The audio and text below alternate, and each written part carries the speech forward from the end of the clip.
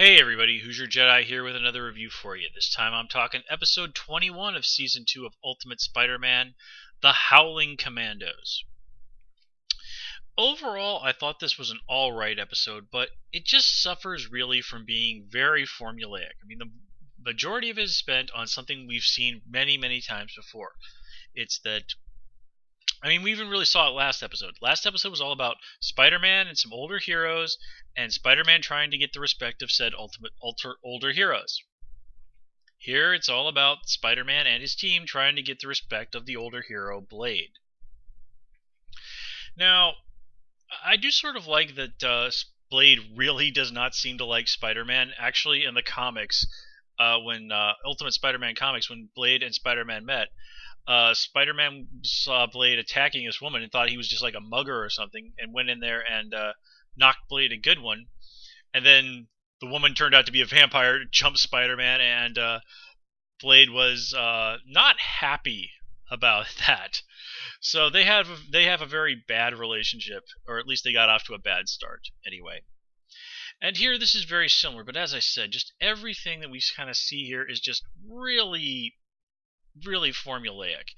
And of course, you've also got to kind of criticize Nick Fury here for sending people who apparently don't even know about the existence of vampires. Even Iron Fist, the one who has the most knowledge of mystic things, didn't really seem to know what was going on here.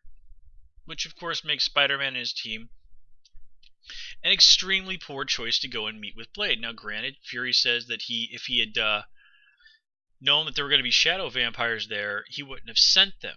But still, if you want to deal with the supernatural, well, send somebody a little bit better versed in the supernatural. I mean, really, like I said, the only person who really seems to have a decent knowledge of mysticism is Iron Fist, and even he wasn't of any help here. So choosing Spidey and his team for this particular mission was really kind of a stupid choice. Now, I did have to say I did like this little take on vampires. It's a nice take. I think the vampires here were a little bit more threatening than when we actually saw Dracula do his recent appearance over on Avengers Assemble. That whole thing of making weapons out of shadows and whatnot, I don't really recall them doing that over on Avengers. And of course, Dracula is an established villain in the Marvel Universe. Got plenty of history with Blade. Actually has decent history with the X-Men of all people.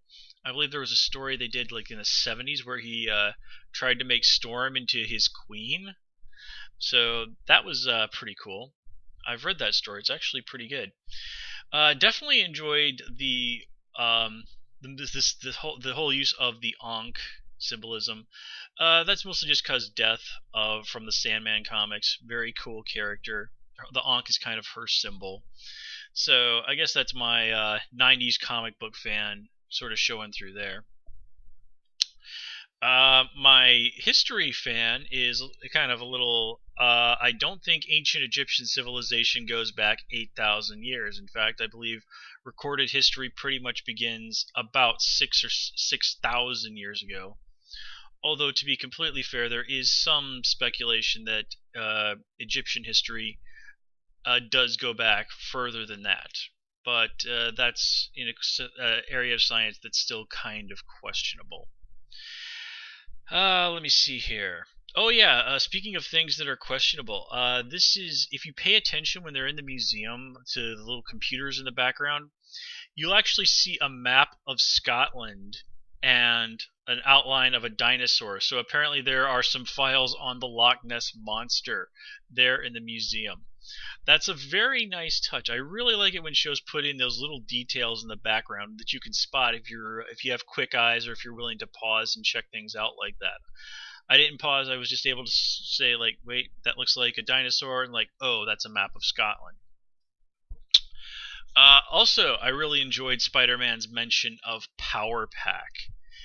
And long story short, if you're not familiar with the comics, Power Pack are sort of Marvel's original team of child superheroes.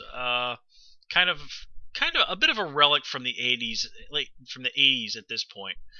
But people who were reading comics from in that time do maintain a certain fondness for them, and they actually did have a tie-in issue to the famous Mutant Massacre storyline from the X-Men comics. Yeah, Power Pack showed up in the Mutant Massacre storyline because that's totally the sort of story that should have children in it. I think I remember reading a story like part of the story was like Sabretooth trying to kill Power Pack. Yeah, yeah, and if you read the comics, you know what sort of dude Sabretooth is. So very, very different sort of tones getting mixed there.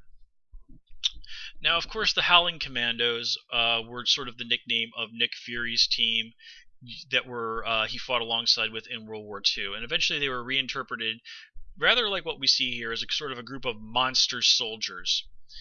I believe that all the characters that we saw there on the show were members at one point. I don't really know a lot about Frankenstein's monster in the Marvel Universe.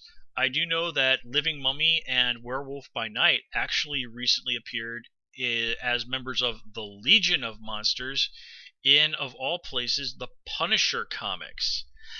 And I actually read those comics just last week, and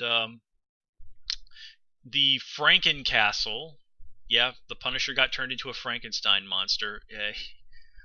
Comics, huh?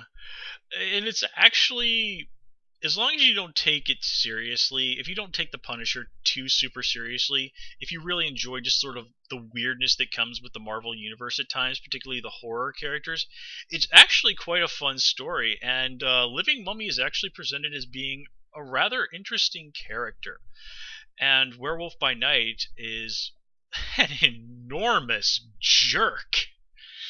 Now, who knows how much of that we'll get to see with their characters next episode, but I have to say, I'm really intrigued at this point. The Legion of Monsters are an interesting group of characters. I'm kind of interested to see how this interpretation of them as the Howling Commandos plays out.